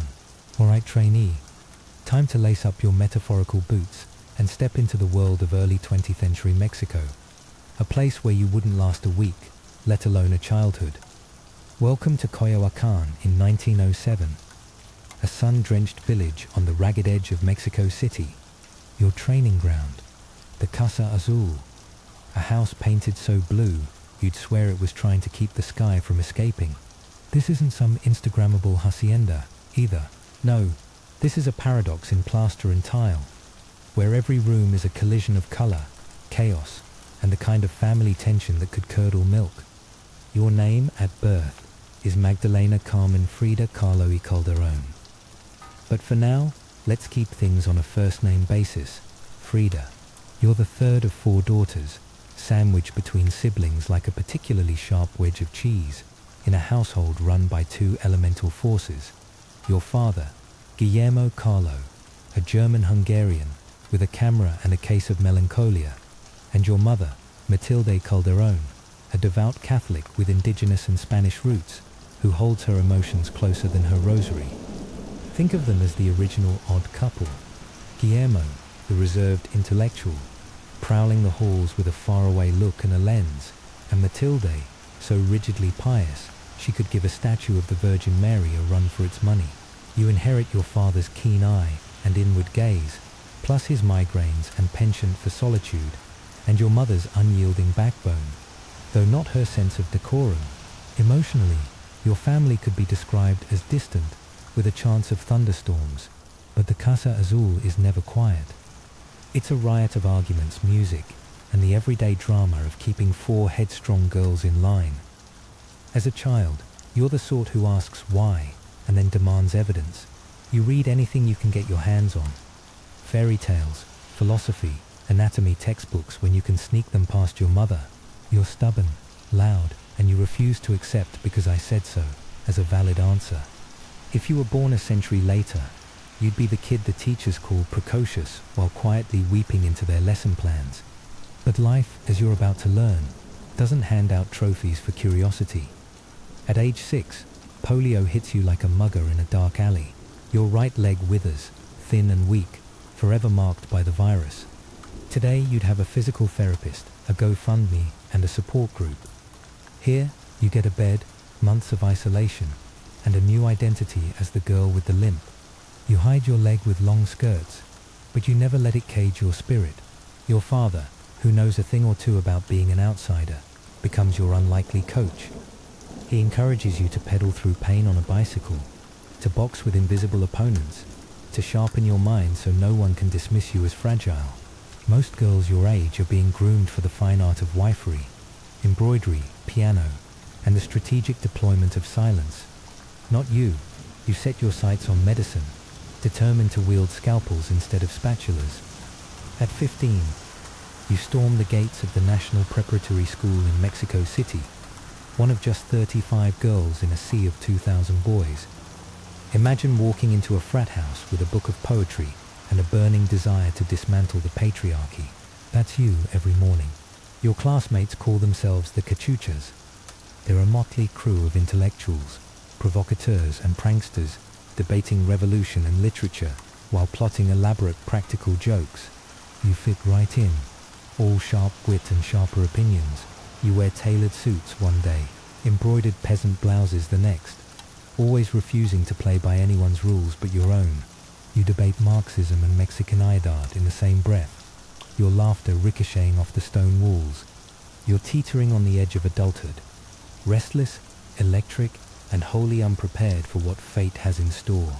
Cue the foreshadowing, because the universe is about to test your resilience in ways you can't yet imagine. September 17th, 1925. You're 18, with a boyfriend named Alejandro Gomez Arias, and a head full of dreams. School's out, the air is thick with the promise of rain, and you hop onto a wooden bus, still laughing from some private joke. Maybe you're arguing, maybe you're flirting. It hardly matters, because in an instant, everything fractures. A streetcar, massive, indifferent, plows into your bus, slamming it against a wall. Wood splinters, metal screams, bodies tumble like rag dolls. You are impaled by an iron handrail, the cold steel slicing through your hip and pelvis.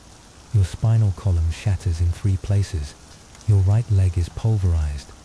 Your foot dislocated.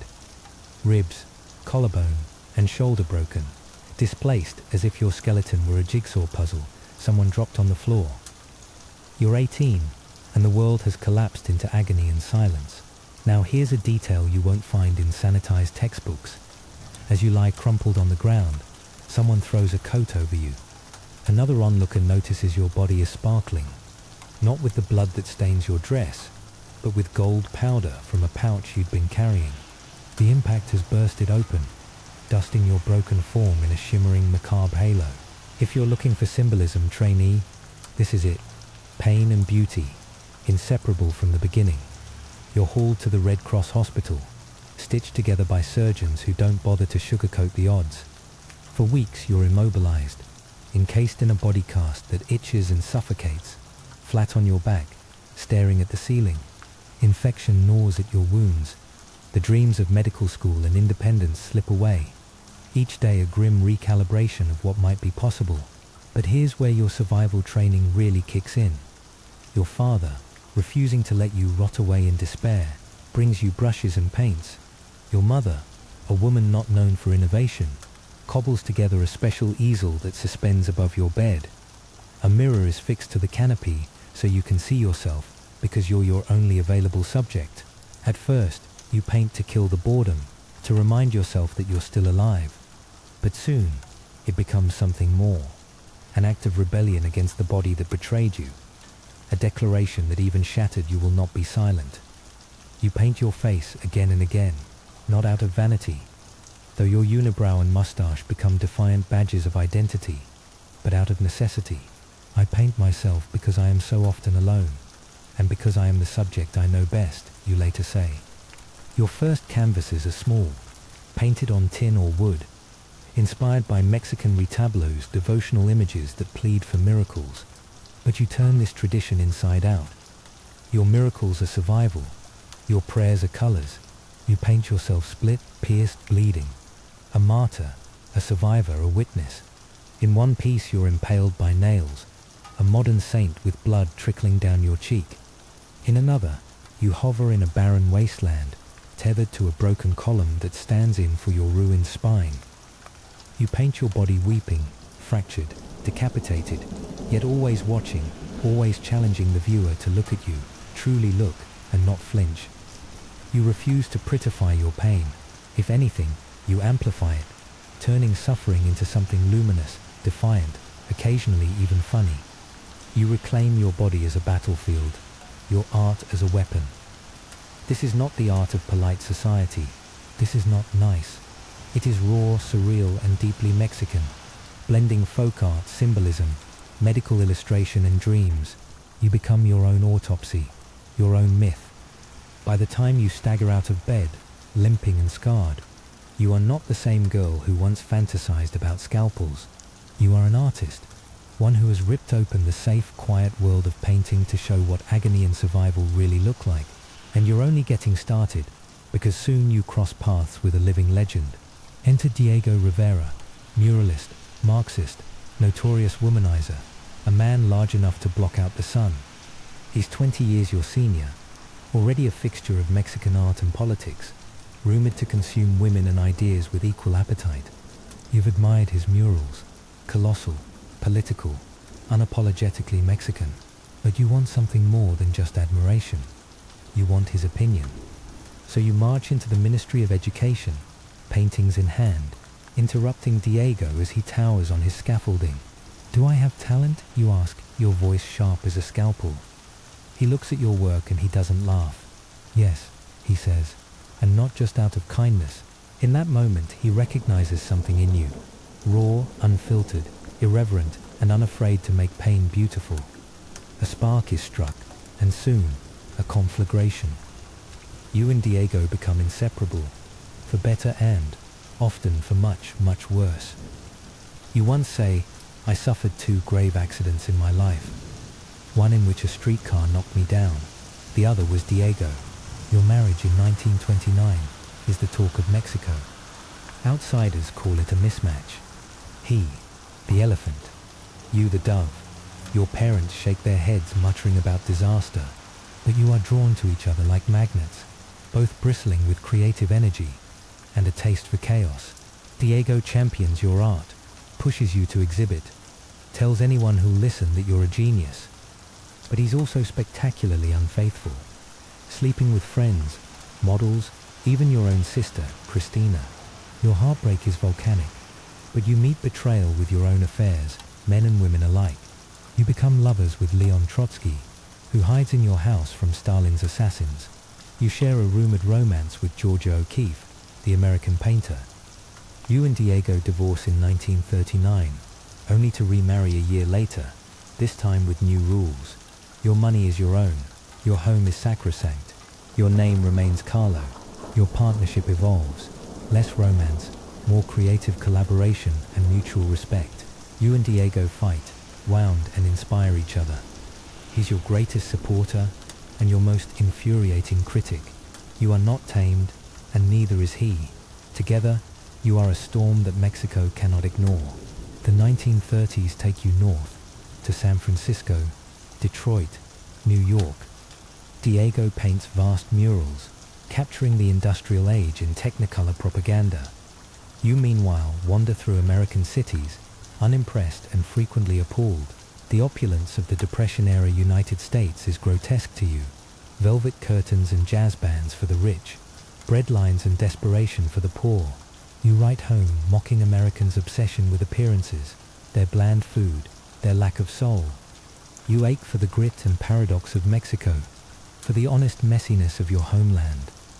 You paint through all of it, small works on tin and canvas, intimate revolutions rather than grand ones.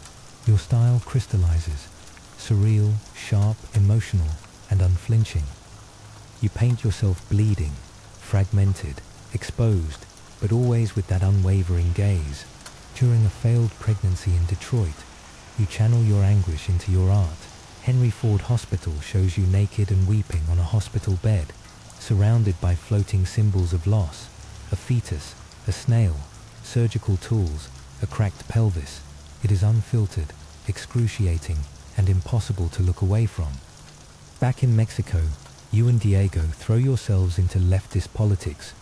You open your home to Leon Trotsky, dressing in Tijuana skirts and indigenous jewelry, not just for style, but as a statement of solidarity with Mexico's indigenous roots. Your art, like your life, becomes a manifesto, fierce, unapologetic, and inextricably tied to your beliefs. While Diego paints revolutions on cathedral walls, you paint the cost, bodies in pieces, minds ablaze, and a self that refuses to disappear. Your pain is never hidden. It's your medium, your message, your revolution. You survive, not in spite of your suffering, but because you refuse to be defined by it. You transform agony into art, heartbreak into legend, and in the process, you force the world to look at what it would rather ignore. But your journey is far from over. As the years pass, your legend only grows, and the lines between pain, politics, and personal myth blur into something immortal. Next up, when Frida Kahlo returned to Mexico in the late 1930s, she was no longer just Diego Rivera's wife. She was something else entirely, a living icon, a force of nature, and the architect of her own myth. Let's see how legacy is built, one brushstroke and one scandal at a time. Step inside Casa Azul. That's right, your boots crunch on volcanic gravel.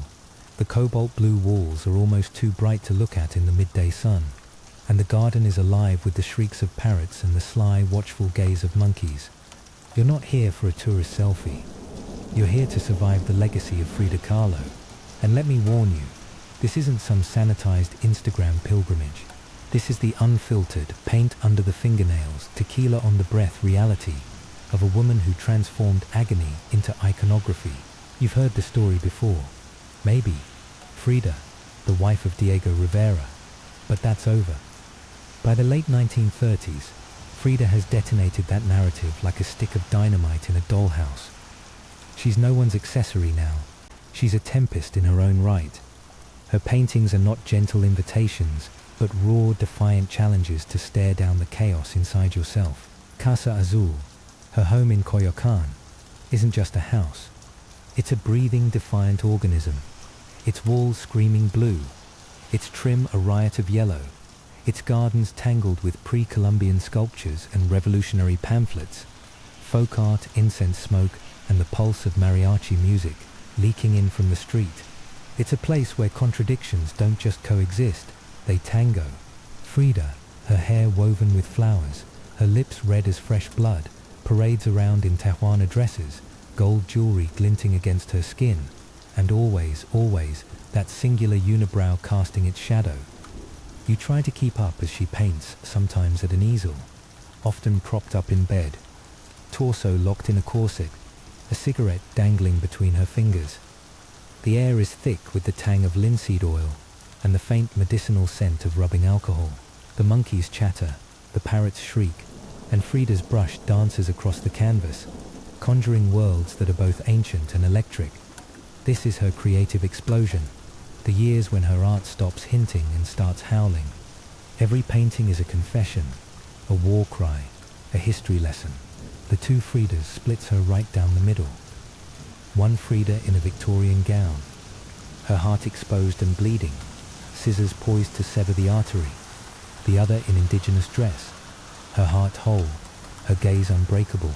It's not just autobiography, it's a map of love and survival, painted in blood and hope. You think you've seen symbolism before, you haven't seen anything until you've seen Frida's arsenal. Skeletons grinning from behind baskets of fruit, hummingbirds nailed to her throat, hearts caught in thorns, veins snaking across the canvas, like the roots of a country that will not die. She paints Mexico not as a tourist brochure, but as a living, wounded, beautiful beast. And then Paris, 1939. Frida's art storms into Europe, and the surrealists fall over themselves to claim her. Picasso nods, Breton gushes, Kandinsky blinks, but Frida, she rolls her eyes. They thought I was a surrealist, she shrugs, but I wasn't. I never painted dreams, I painted my own reality. And what a reality it is, bloodier, messier, and more honest than anything the European avant-garde could conjure in a cafe. But this is History Boot Camp, not a victory lap. The creative blaze comes with a price. Frida's health, never good, begins to collapse in earnest. The old bus accident injuries have fused with new infections, old fractures, fresh agony. Her spine is crumbling. Her right leg, now a battlefield of infections, will soon become a casualty. She submits to surgery after surgery, over 35 in all. Each one leaves her weaker, but somehow more determined.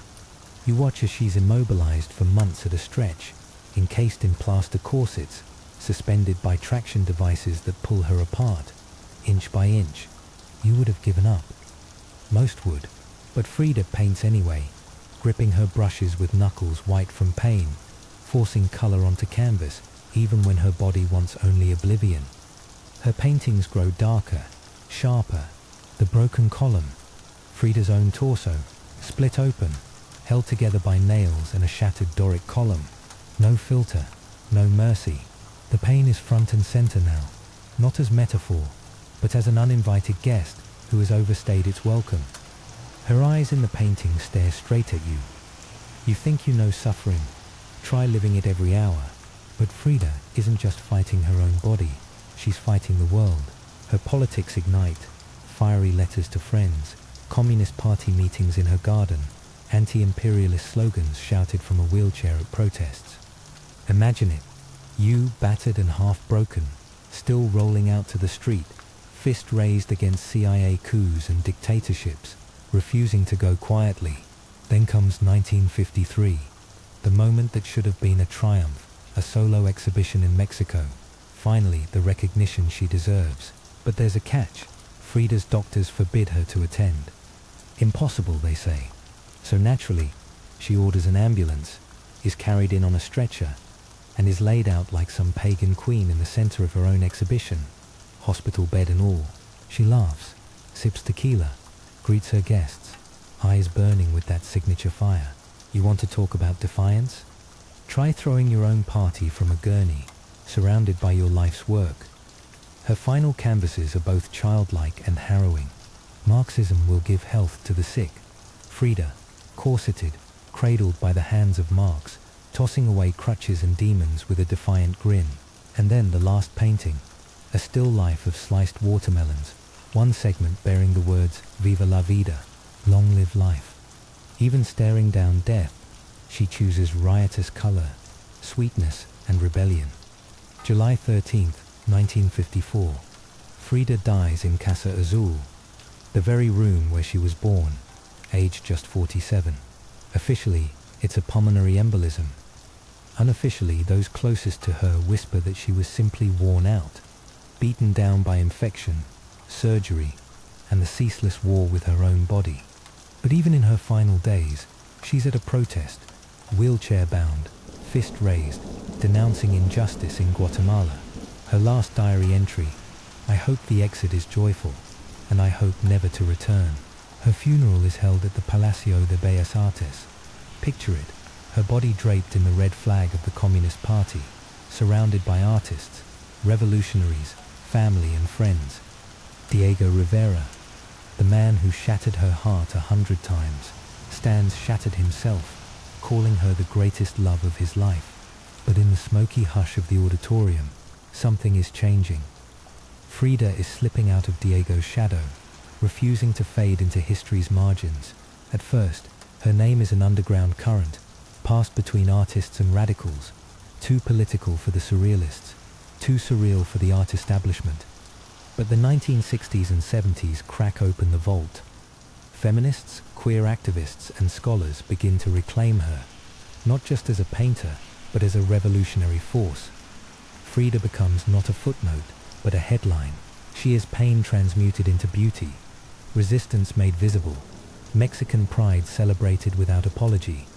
She is disability, queerness, womanhood, and rebellion, all in one flower-crowned frame. Her face, unibrow, direct stare, flowers blooming from her hair, is transmuted into iconography. Her home becomes a museum, a pilgrimage site for the wounded and the hopeful. Her diary is treated like scripture. Her paintings, once dismissed as too strange, now command the world's attention, hanging in the hallowed halls of major museums. Frida lived much of her life overshadowed by Diego, but in death, she steps to the front, unapologetic, unbreakable. She didn't just leave behind canvases, she left a mirror and dared you to look, not with pity, not with fear, but with fire. You, standing here in her house, are forced to confront your own pain, your own contradictions. Today, Frida's legacy is everywhere. Her face stares down from t-shirts, murals, memes and dolls.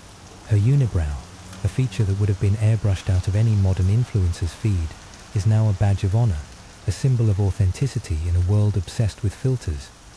But her power isn't just in her image, it's in what that image means. Frida never pretended to be perfect. She didn't fit into tidy boxes, didn't obey the rules of art, or gender, or nationality. If society demanded poise and flawlessness, Frida gave it rawness, messy, vibrant, angry, ecstatic, contradictory realness. She took everything that made her different, her disability, her sexuality, her politics, her Mexican heritage, and spun it into a legacy that refuses to be silenced. She's more than an artist. She's a global symbol of resistance, feminist courage, cultural pride and creative rebellion.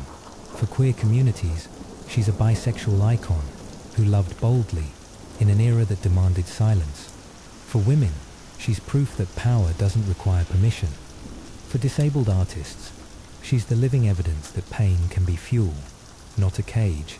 For Mexico, she's a reclaimed daughter, fierce and folkloric, forever woven into the national soul. Her paintings, the two Fridas, self-portrait with thorn necklace and hummingbird, the broken column, aren't just seen, they're felt, viscerally by anyone who has ever needed to make something sacred out of suffering. She didn't just survive the margins, she turned them into the main stage. She was contradiction incarnate, a communist who wore gold, a betrayed woman who loved again, a body in pieces with a soul that couldn't be broken. She painted not just with pigment, but with conviction, with the ferocity of someone who knows the system is rigged and dares to make beauty anyway. Frida never set out to become a symbol. She simply told the truth about her life, and in doing so, told the truth for millions of others who'd never seen themselves reflected in art. Now, when you see her face, you don't just see an artist. You see courage. You see color. You see resistance, and the proof that the spirit can outlast the flesh. So here's the final lesson, trainee. You think you could survive pain like Frida's? Maybe not, but you can stare it down, make art of it, and refuse to disappear. Frida Kahlo isn't gone. She's immortal. The paint is dry, the heart is still, but the fire burns on. And she's still daring you right now to look in the mirror and live with your eyes wide open.